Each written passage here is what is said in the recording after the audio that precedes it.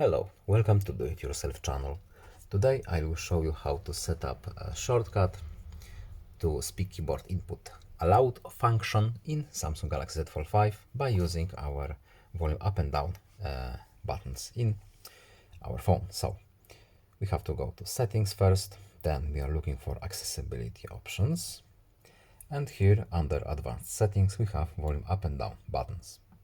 Right now, as you can see, you have interaction control. We don't want this option, we want speak keyboard input allowed under this shortcut. So let's see if we did it properly. So volume up and volume down buttons for 3 seconds. Oops.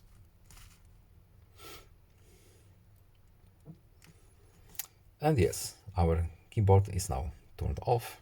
Our shortcut is working.